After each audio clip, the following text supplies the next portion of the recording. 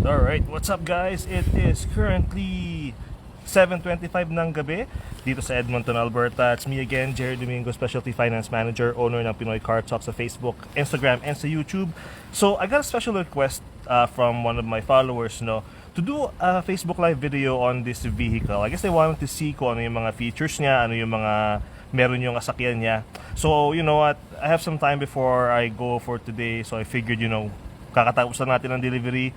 Let's do that video request ng kliyenteng yun, ng follower natin yun.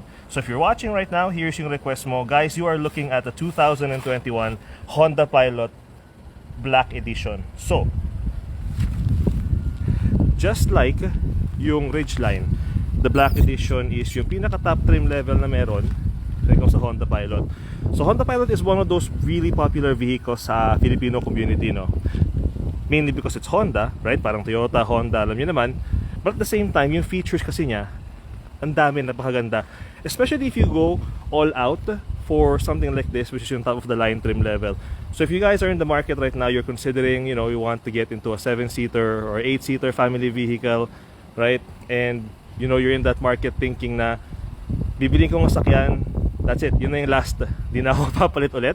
Definitely consider this one, guys. So let's do a quick walk around, let's do a quick video para makita ninyo. And one thing I'm gonna point out as well, when it comes to rebate, the Honda Pilot for the 2020 and 2021 models po, meron siyang $4,000 na rebate. So the other Honda models, yung CR-V, Civic, yung rebate niya para sa mga 2020 models lang. Sa Honda Pilot 2020 and 2021 models. So without further ado, let's go do a quick walk around. So yan siya. So you got that limited black edition badging sa harapan. You got the LED headlights, LED fog lamps. Always nice, especially if you live in, let's say, out of town, maybe rural Alberta. You need yung mga LED na headlights tsaka fog lamps. Better visibility on the road, So on the black edition, guys, it is pretty much yung touring trim level. Touring trim level na 7-seater and a lot of extra mga palamuti. So let's go walk around here. So right off the bat, ito yung signature nung Black Edition. So glossy na black top rims. These are 20-inch na tires, So you can see there. Signal lights there sa gilid. You got the black na roof rails, I guess, proper term. So yan siya.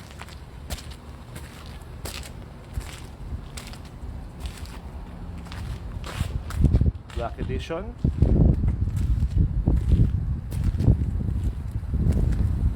Oh, diba? Now, if you're like me, and obviously you're looking at like the market when it comes to mga family SUVs, the top 3 na Japanese brands, you're gonna notice na a lot of them are cutting yung mga certain features that make a vehicle family friendly. And that's fortunately, that's one thing na hindi inisip ng Honda when it comes to 2020 tsaka 2021 na Pilot. But let's go over the features isa-isa. Start tayo sa likuran. So on the back here, guys, you got the power liftgate and you got yung hands-free na option. So yung hisipain mo lang yung ilalim, bubukas na siya. Let's see if I can use it right now. Ika lang, ha. Napin ko lang yung susi. Ay, hindi ko dala yung susi. Naiwan sa loob sa ata.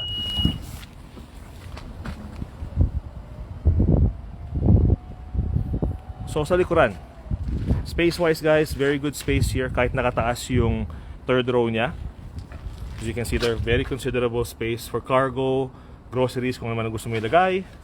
May certain plastic na package siya dito for extra compartment, extra space. You also got the storage area here. So lots of storage, na meron yung sasakyan. So gaya nga nasabi ko, on the Black Edition na touring ay ng Honda Pilot, it's a 7-seater. So you can see yung configuration niya from here, So tatlo dito sa likuran, captain chair sa gitna, and it looks really nice, 'di ba? If you're if you're looking for a vehicle, a family vehicle, and ayaw mo mag-van, like for example for me, right? Meron akong 3 anak pero I don't want to drive a van ever again. I would consider a 7-seater captain's chair na SUV instead. So, just want to show you guys how it's gonna fold down. So this one, takin mo lang siya. It folds down flat. This one here as well. Ganun din. Oop, nakaharang yung antabuckle pala yung kanyang sa gilid. Kaya hindi ko ma-fold. But that does fold down. Diba? Very good space there. So you guys can see that. Natin siya. So you got your backup camera over there.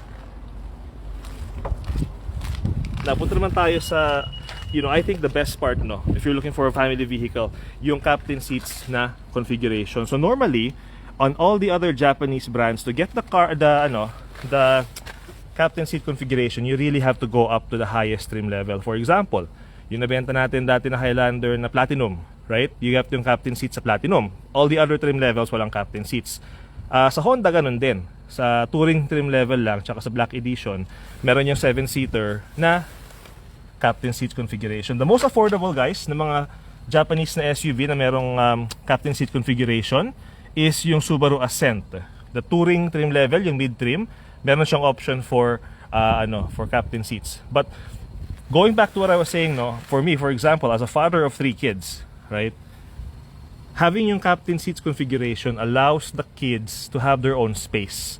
I know a lot of us want to have yung 8-seater, yung 3 sa gitna, 3 sa likuran. But you're gonna notice, guys, as your kids are getting older, they're gonna start bumping shoulders, bumping body parts, and they're gonna soon start arguing, right?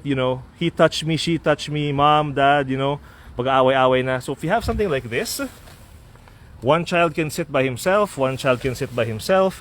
Kung meron kang anak na gusto magsolo, gusto magpaka-emo, they can sit sa likuran. Para yung sa akin, yung teenager ko, my eldest one is turning 13, so he wants his own space, he can sit there sa likuran.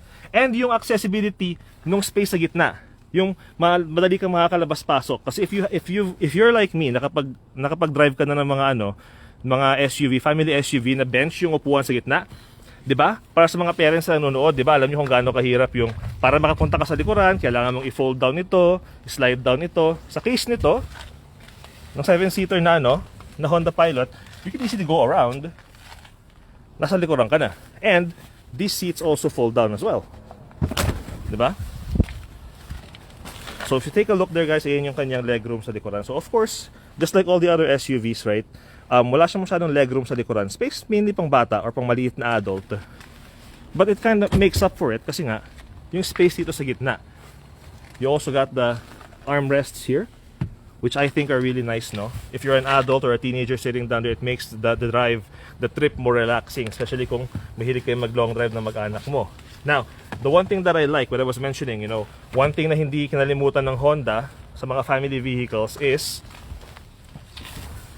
yung DVD player. So, this is a built-in DVD player, DVD Blu-ray, right?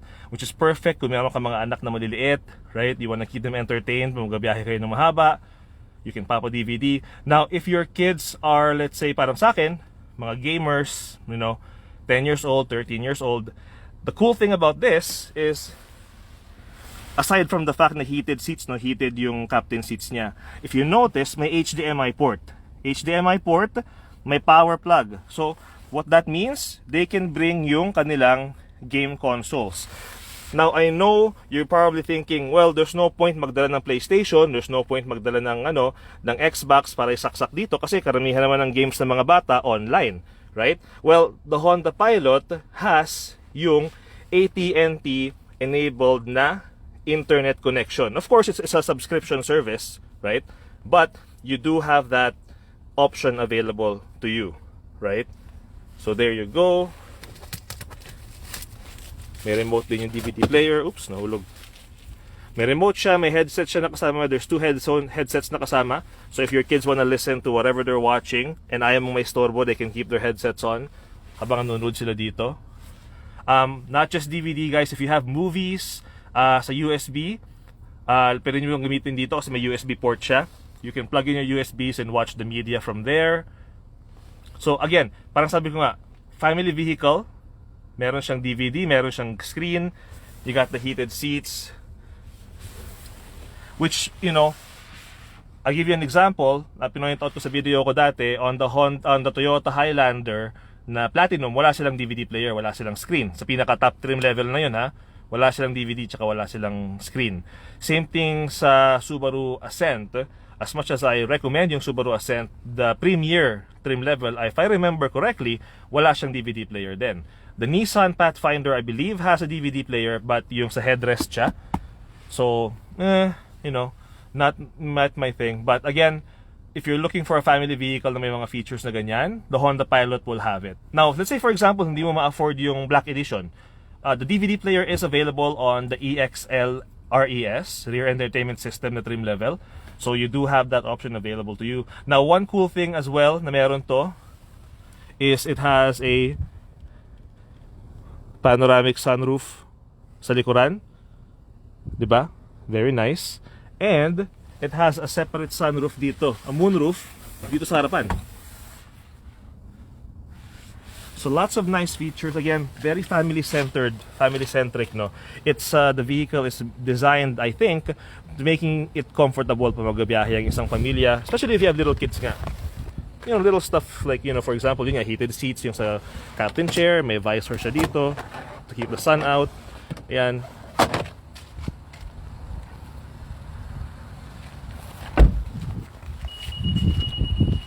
Dito naman tayo ngayon sa driver side. So you got the power driver seat. It has lumbar support. Again, you know, if you're thinking long drive, right, that helps keep the drive comfortable. Yung support sa likuran mo. It has the Econ button as well for fuel economy, right? All the safety systems na meron ng Honda, meron siya. Lane departure warning, rear cross traffic alert, right? Meron tong sasakyan na to. Blind spot monitor, meron din siya. Ito naman yung sa harapan niya. So the main deck here, you got built-in navigation. That's obviously touchscreen, Android Auto, Apple CarPlay enabled, right? Yung Blu-ray tsaka DVD player mo is nandito sa harapan. So you do have control over that. The kids don't. And that's the one thing, right? If itong DVD system na to nasa likuran, pwedeng paglaruan ng mga bata. Masisira yung mga CD nila. The fact na nasa harapan siya, bilang magulang, ikaw pala na may control. So I think that's really cool. And you know, it's a nice idea na Honda had, right? As you can see there, so enough space here. Charging plates, charging cables and all that stuff. Inputs. Heated tsaka cooling seats, guys. So, you know, pag winter, gusto mo na mainit yung upuan mo, you have the heated option. You have the cooling seats naman during the summer. Dual zone climate control. Now with the black edition, you can see, you know, the piano black na glossy na black na trim sa interior, and it does say sa upuan niya black edition. So you know that you're driving something special, para bang ganun. So you can see that, right? You got the perforated leather. So you can see there, kita nyo yung mga butas-butas, that's perforated leather. It's got the exclusive to the black edition na red stitching sa loob. It's got the handrest as well. Very good space when it comes dito sa middle console niya. So again, more charging sa loob dyan. And yung mga headsets sinasabi ko, so you can see nandyan siya.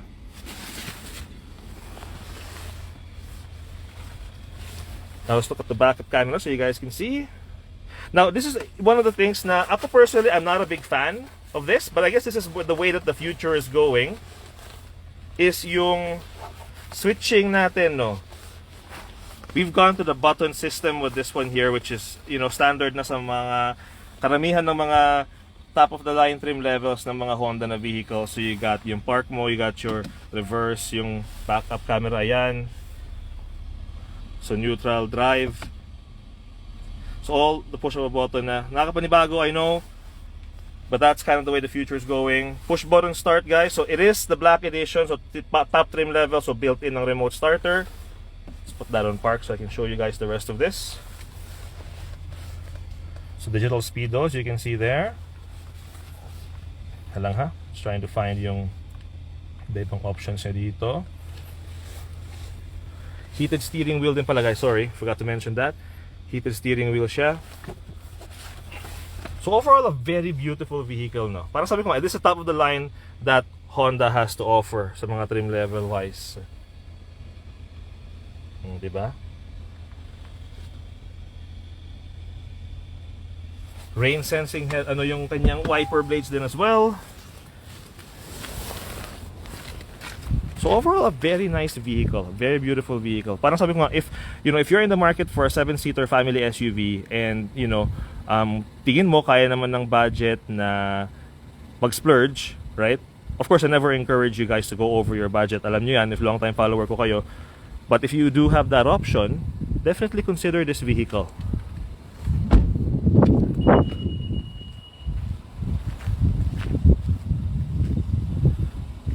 So just like all the Honda Pilots, guys, it runs on a 3.5 liter V6 na engine, okay? 280 horsepower. So towing capacity wise, you are looking at about, I believe 3,500, no, 5,000, mga 5,000 pounds towing capacity niya, okay? As long as palagyan mo ng hitch, of course.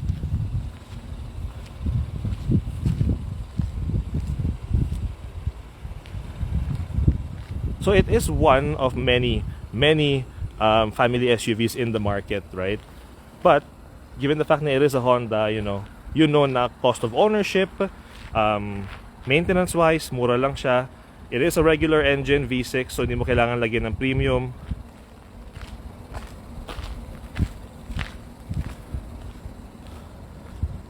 So there you go. So for those wondering, no, if you're asking about the price, if you're buying this thing in cash, you're looking at around $59,000 plus tax pa yun, syempre. And of course, as I mentioned nga, it does have the $4,000 rebate from Honda Canada on all 2020 tsaka 2021 models. So there you go. So guys, and again, yung nag-request sa akin ng video na to, hope you're watching. And if you're not, maybe you're gonna catch it later when you're off work. But yeah, so this unit here, guys, hindi pa siya nabibenta. It's just a matter of, you know, may nag-request lang sa akin, you know, Sir Jerry, can you do a Facebook live video? Do a quick walk around ng Honda Pilot Black Edition. So I figured, you know what, I'll oblige. And hopefully, you know, show you guys as well. Baka mayroon magka-interest dyan who's in the market right now for a 7-seater vehicle to consider yung Honda Pilot na Black Edition.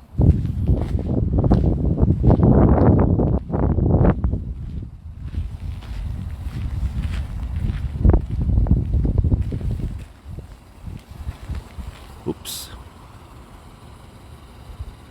Ayan. So if you have any more questions about the vehicle itself, features wise and all that stuff, just send me a message sa Facebook, no? I'll do my best to respond as soon as possible. If you are asking for payments and stuff like that, I will, you know, tell you right now, that's obviously on approved credit. So depending kung gaano kaganda ang credit mo. And again, I'm gonna tell you something else right now, guys. If you're looking at the Black Edition, for example, this one here, and your budget is $300 bi-weekly, it's not gonna work. If your budget is $200 bi-weekly, it's not gonna work. So let's establish those facts ngayon pa lang. It is a top-of-the-line version, so it is gonna be expensive. Gaya nga nasabi ko, I believe, if memory serves me right, you're looking at around $59,000 or $57,000 for the Black Edition. But yeah, so there you go. So hope you guys like the video. If you have any specific requests for any Honda vehicles or even any different brand, no, let me know. And if I have access to it, I'll gladly do a Facebook live video for you guys.